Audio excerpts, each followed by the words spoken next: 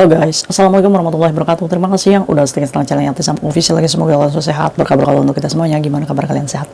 Alhamdulillah sampai waras, Masya Allah. Semoga sehat ya cuy. Yang lagi sakit juga semoga Allah angkat sakitnya. Teman Kaisam yang bahagia juga tentunya jangan lupa bersyukur. Teman Kaisam yang masih kesulitan, debt collector, rentenir, semoga Allah mudahkan dalam membayar. Yampui. Kaisam, bahas kemarin dong, laki-laki itu yang terjun ke bis itu sampai bolong bisnya. Kok bis sampai bolong kayak Tisam ya? Aduh.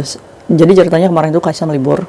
Ini kejadiannya jam 4 sore ya. Di daerah Koribe itu pas tikungan itu ada jembatan layang. Nah, di situ rame. Nah, termasuknya nih teman Kaisam nih yang chat kayak Tisam nih. Kayak Tisam itu liatin rame. Saya lagi ada di bis, lagi ngantri. Apa namanya? Baito ya. Apa namanya? Macet. Jadi ceritanya di jam 4:00-an. Si pekerja migran ini jemput anak cuy. Nah, termasuknya sekolahnya itu naik bis. Begitu mau melewati jembatan Koribe itu, macet. Ya kan? Sebelum macet, itu banyak suara teriakan. Ha, gitu. Tapi bukan yang mau terjunnya kayak Sam yang teriak. Ya masa yang terjunnya teriak, ngaco sama gue. Ya kan? Akhirnya, pas dia ini di bis kedua setelah bis yang berhenti di depannya cuy. Jadi saksi mata bener-bener gitu. Ya kan? Tapi pas terjunnya itu nggak tahu karena dia di dalam bis. Jadi kemarin itu jam 4 sore ada laki-laki lokal di mana dia melakukan percobaan bun gitu. Tapi dia ini setengah-setengah melakukannya. Setengah-setengah itu gimana Kaisam? Jadi dia ini lompatnya dari jembatan cuy, dari jembatan layang. Kalau misalkan kalian lewat Koribe yang mau arah ke North Point ya, di situ. Jadi jembatan, jadi orang naik tuh jembatan layang kayak gitu. Nah, dia lompatnya tuh dari situ cuy. Kan kependekan ya. Mungkin sih maksudnya dia mungkin ya. Dia lompat ada mobil langsung kelindes gitu kan. Kan meninggoy, ya kan? Nah, dia ini lompatnya kayak atraksi. Ya kan? Ini orang nih nggak ada curiga cuy. Nggak ada curiga awalnya. Karena mungkin si laki-laki ini mungkin masih lompat nggak ya gitu kan.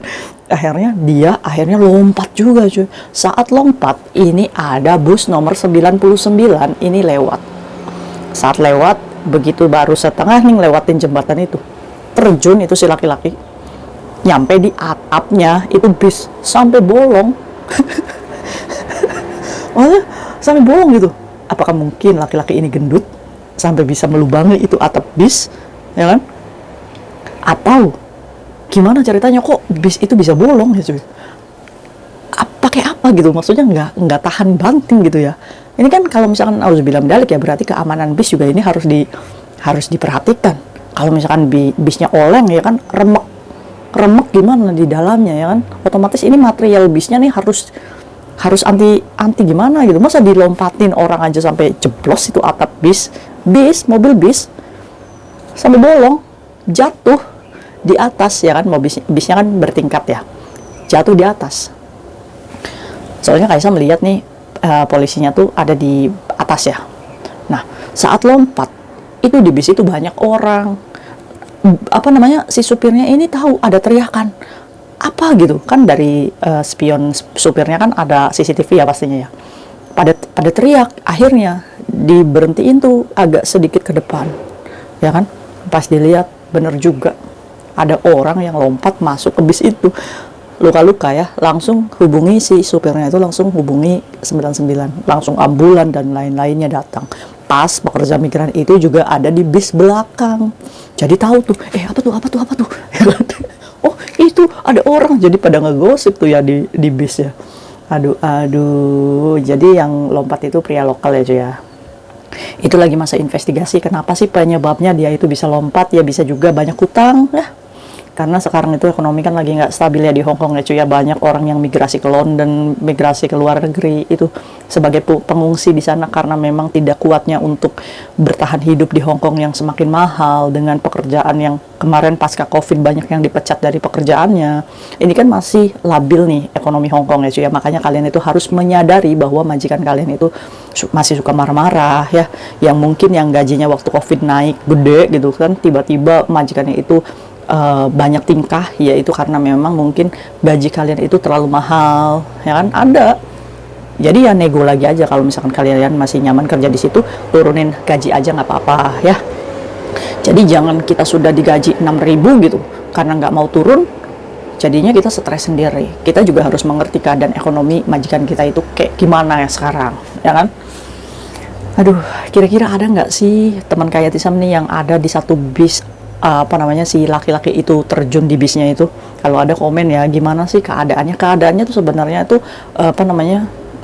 Ya orang jatuh gimana ya cuy ya, pada nyenggol kursi, aduh pada sakit, kok bisa ya mereka itu berpikir sampai sesempit itu untuk mengakhiri hidup gitu. Akhirnya dibawa ambulans ya di rumah sakit Pamela di sini di Taiwan, dan sesampainya di rumah sakit tidak tertolong. Jadi dia aksi bunuh dirinya itu berhasil, menghasilkan dia kehilangan nyawanya. Ini jangan dicontoh ya cuy ya, jangan ditiru.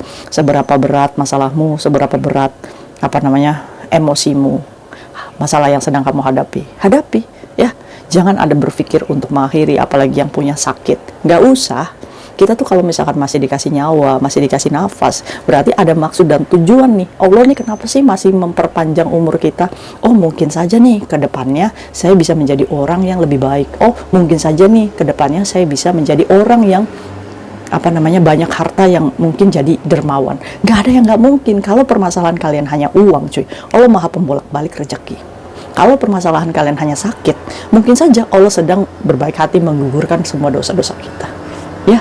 Jadi buat generasi 1, 2, 3, say no untuk mengakhiri hidup, apalagi mencontoh ini ngelompat bis, ya kan? Aksinya ini merusak bis ini.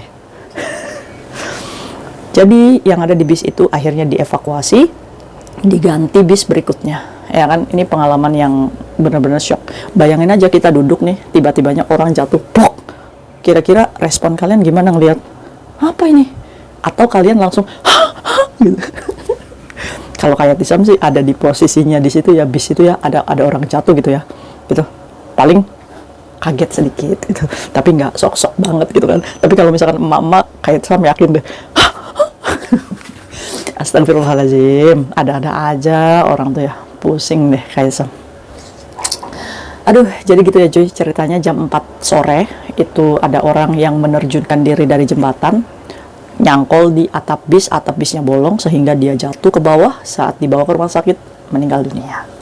Aksi bun gini ya. Jadi buat kalian yang melihat aksi-aksi seperti ini, segera hubungi 999 oke, untuk supaya jangan terjadi lagi. Memang kasus bun ini lagi banyak di Hong Kong karena apa namanya, banyak ya yang Chin Shin Peng itu, yang akibatnya ya karena itu tadi kayak saya ngomong, kehilangan kerja, semua mahal. Nah, kalau orang Hongkongnya aja sendiri aja hidup di Hongkong itu sulit ya.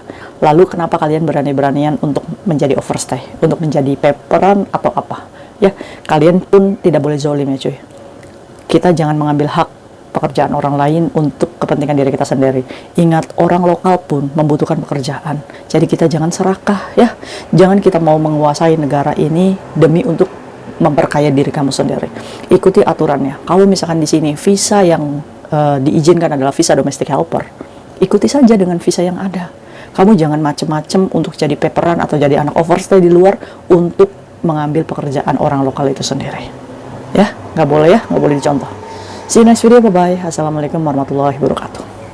Laki-laki ya, bapak-bapak yang bundir itu. Nyampuy, bye-bye.